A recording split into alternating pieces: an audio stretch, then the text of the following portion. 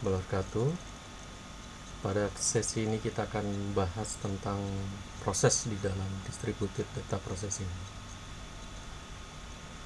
Proses itu sendiri secara umum adalah serangkaian tindakan yang terus-menerus untuk mencapai hasil yang spesifik. Di dalam dunia komputer adalah konsep pokok dari sistem operasi, mungkin processing, sebuah eksekusi dari program komputer. Jadi merupakan unit kerja terkecil secara individu yang memiliki sumber daya dan bekerja dijadwalkan oleh sistem operasi. Proses sendiri terdiri dari dua proses yang berat, heavyweight, ya, disebut proses yang tradisional, ya. Proses ringan, lightweight, yang disebut thread. Nah, kita bahas sendiri tentang thread itu apa. Secara definisi, thread itu adalah pelaksanaan instruksi terkecil dari sebuah program.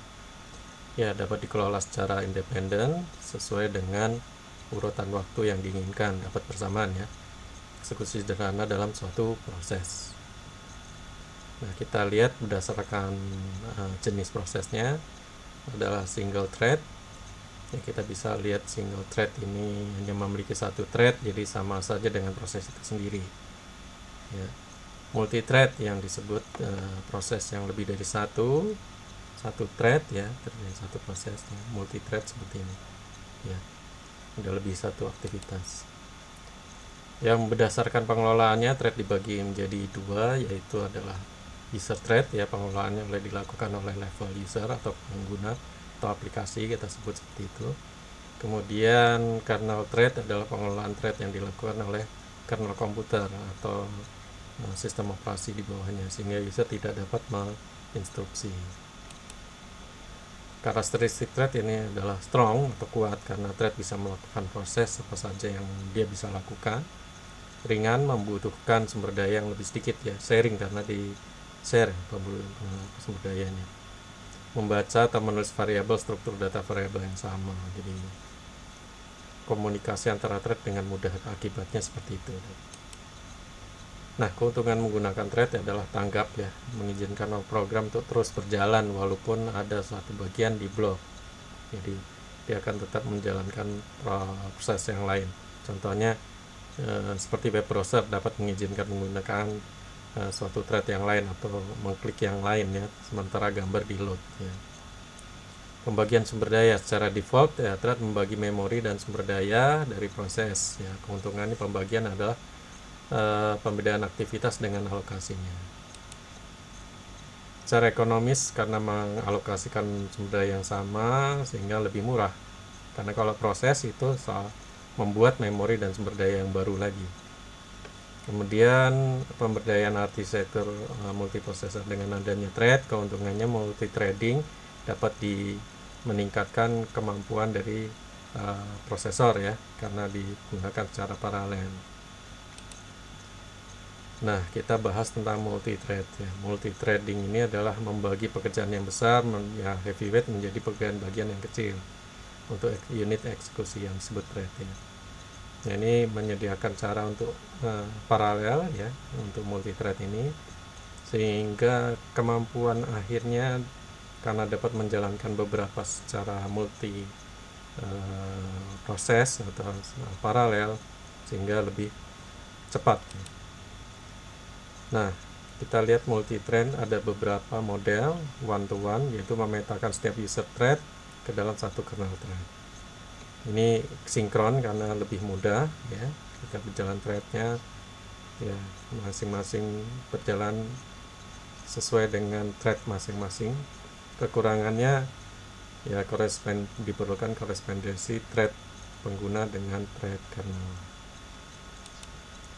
Yang kedua adalah many to one, ya, memetakan beberapa thread user level ke dalam satu kernel thread. Manajemen proses thread ini dilakukan di tingkat pengguna atau user level, ya, sehingga menjadi lebih efisien. Kekurangannya tidak dapat berjalan secara paralel di dalam multiprosesor karena hanya satu thread saja yang mengakses kernel dalam satu waktu. Ya, terus kemudian many to many membolehkan setiap tingkat user thread dipetakan ke banyak thread. Nah, ini yang sekarang banyak dipakai. Ya, kelebihannya developer membuat thread sebanyak mungkin, dan kernel thread, ya, dapat berjalan secara paralel di multiprosesor. kalau terjadi blocking dalam satu thread, maka dapat dijadwalkan thread yang lain untuk melakukan eksekusi. Ya, kelemahannya adalah karena membuat user thread sebanyak mungkin, tapi secara konkuren tetap satu persatu thread yang dijadwalkan oleh kernel. Nah, implementasi dari multi threading thread ini adalah dalam misalnya dalam sistem yang tidak distributed ya, jadi menggunakan prosesor tunggal misalnya. Ya, secara prinsip adalah berpindah-pindah antara thread dengan cepat sehingga terjadi ilusi proses paralel. Kenyataannya cuma satu dalam itu. Ya, menggunakan IPC, Inter-Process Communication, untuk switching antar thread. Kalau kita lihat gambarnya seperti ini, jadi ini karena prosesnya berpindahnya cepat sehingga seolah-olah dua ini berjalan paralel. Pindah thread. Nah, dalam implementasinya gabungan dari user dan kernel level thread ini, jadi misalnya dalam user space ini kadang-kala kan terjadi blok dan sebagainya, akhirnya di dalam kernel space membuat namanya LWP, lightweight process ya, thread. Jadi kalau terjadi blocking, dia akan mencari mana yang bisa dikerjakan di dalam kernel space. Jadi ini kan threadnya si user. Kalau ada yang satu tidak berjalan, dia akan mencari yang lain, mana yang bisa dikerjakan lebih cepat. Sehingga ini gabungan antara user dan kernel level thread. Nah, kemudian ada implementasinya berupa multi-thread server ya. Nah, server ini dibagi banyak prosesor ya. Jadi dalam distributednya ada satu prosesor yang bertugas sebagai pembagi dan pengumpul ya, dispatcher ya kita sebut. Nah, ini di dalam server itu ada dispatcher thread yang membagi threadnya ya. Kemudian worker threadnya. Nah, ini yang dikerjakan thread-threadnya dalam prosesor. Nah, ini dalam sisi multiprosesor ya, seperti ini.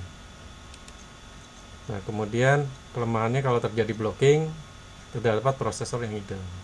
Akhirnya dipikirkan cara membangun server dengan memberikan spesialisasi berdasarkan model threadnya. Ada thread yang ya seperti thread biasa, dia paralel, tetap bisa paralel dan tetap ada blocking. Nah, single thread proses ini tidak ada paralel, tapi blocking sistem call ini berjalan. Nah, finite state machine adalah paralel non blocking. Jadi yang thread tadi yang tidak ada blocking akan tetap berjalan ya, yang tidak ada hubungan dengan yang terblocking ya. Ini digunakan untuk membangun multi thread server. Nah, yang selanjutnya adalah teknologi multi thread client. Multi thread client menjalankan multi thread di sisi klien, disebar ke beberapa server. Jadi seperti ini. Nah, kayak contohnya kita juga kayak web browser itu kita bisa mengizinkan klik di apapun, jadi sehingga seolah-olah semuanya bekerja. Nah, di dalam proses itu dianggap bahwa threadnya dibagi di dalam client mesin. Nah, kemudian disebar ke server. Jadi kalau kita klik web 1, web 2, ada web tentang YouTube lah, satu lagi tentang web yang lain, dua-duanya bekerja, dilempar ke server masing-masing untuk mendapatkan datanya, kemudian dikumpulkan dalam satu client mesin.